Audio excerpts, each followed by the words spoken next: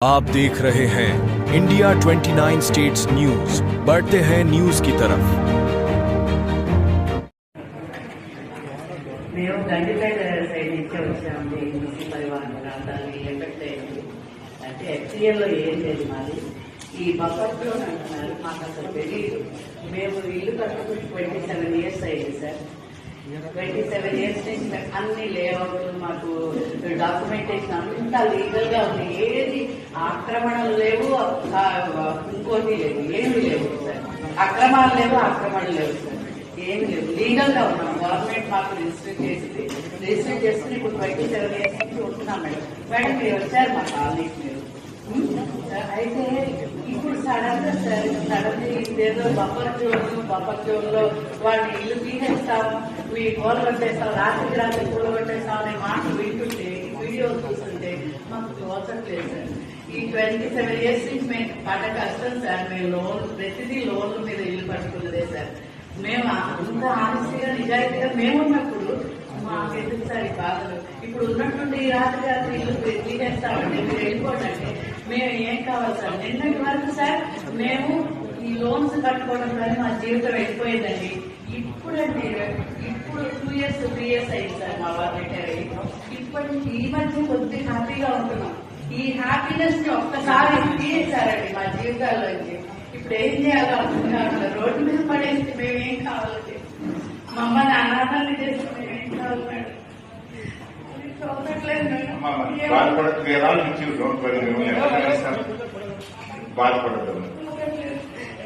మీ సహకారం కావాలి madam. Sir మీ సహకారం కావాలి.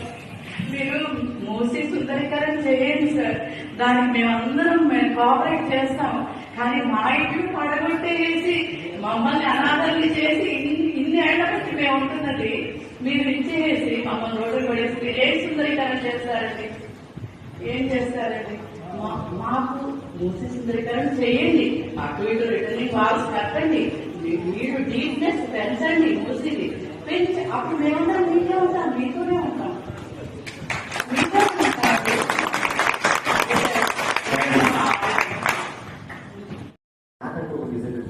మేము లోన్స్ ఎలా కట్టాలంటే ఎంత సిన్సియర్గా ఒకసారి కూడా సీరియల్స్ కూడా పడిపోకుండా అంత సిన్సియర్గా నేను విజయం మాట్లాడుకుంటున్నా. దీనికి ఎవరు ఒక్కసారి కూడా మేము ట్యాక్స్ పే చేస్తాము, ప్రాపర్టీ ట్యాక్స్ పే చేస్తాం, ఎవ్రీథింగ్ సిన్సియర్ సార్. నేను గవర్నమెంట్ ఎగేన్స్ట్ కాదు, గవర్నమెంట్ ఏదో మోసం చేయలేదు. మేము మా దగ్గరకు వచ్చి నేను నా సంగతి నేను చెప్తున్నాను. ఫస్ట్ నేను ఎన్నాళ్ళు పని చేస్తానో నాకు తెలియదు. ఫస్ట్ చేసేది ఈఎంఐ కట్టేయడం. ఎందుకంటే నా కుటుంబం అప్పులు కూడా పడుకోకూడదు. నేను ఏమైనా అయిపోతే ఓకే.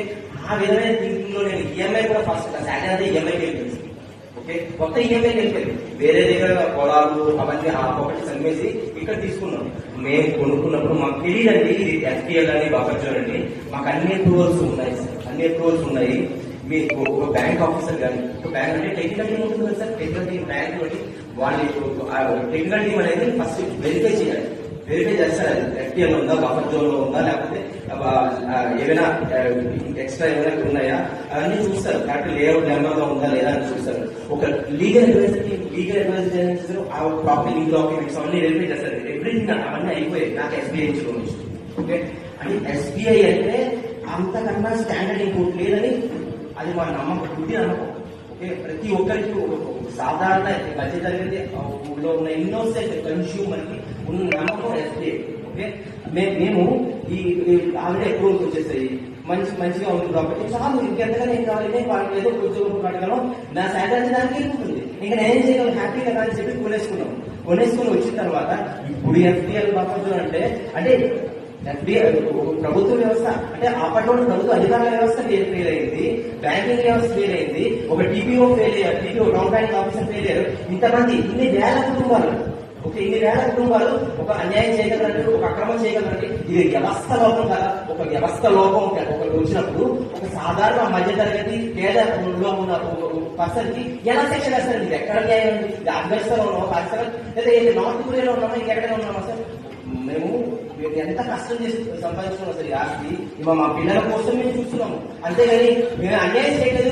మాకు ఇది మేము అక్కడి నుంచి కదిలేదు సార్. లేదు సార్, కావాలంటే ప్రభుత్వాన్ని మేము ఎగరేసి కాదు, ఏ పార్టీకి మేము చేతులకి అందరి కాడికి ముఖ్యది ఒకటే, మాకు కావాల్సింది ఏంటంటే మీరు కావాలంటే రెగ్యులర్ చేయండి, మళ్ళీ ఎల్ఆర్ఎస్ లాంటి స్కీమ్ ఏదో పెట్టండి, మళ్ళీ 2 lakhs 3 lakhs అంటే పడుతుంది కదా, 1.5 lakh పెట్టండి, అందరూ పే చేస్తారండి, అందరూ పే చేస్తారు. ప్లీజ్ దయచేసి ఆపదు, అందరూ పే చేస్తారు. మీకు గవర్నమెంట్ కూడా ఉన్నట్టు సంపాదన వస్తుంది కదండి. మీరు బ్యూటిఫికేషన్ అని పెట్టి, ఇప్పుడు బ్యూటిఫికేషన్ పెట్టి ఏం చేస్తారండి, పబ్లిక్ ప్రైవేట్ పార్ట్నర్షిప్ అని చెప్పి అక్కడ బిల్డింగ్ మళ్ళీ కడతారండి. అంటే ఇక్కడ బిల్డింగ్ లేపేసి ఇంకో బిల్డింగ్ కట్టాలి. ఏమంటే అదే ఏంటి సార్ ఇది, ఎక్కడో అక్కడ ఆ స్టేట్స్ రివర్ ఎలా ఉంటుంది, ఎంతమంది జనాభా, ఇక్కడ ఎంతమంది జనాభా, ఒక హైదరాబాద్ లో ఇన్ని వేల మంది కోట్ల మంది ఉన్నారు జనాభా, ఇంకా పెరుగుతూనే ఉంటారు. ఆంధ్రప్రదేశ్ డెవలప్ అవ్వాలి కదా, ఇక్కడ డెవలప్ అవుతుంది.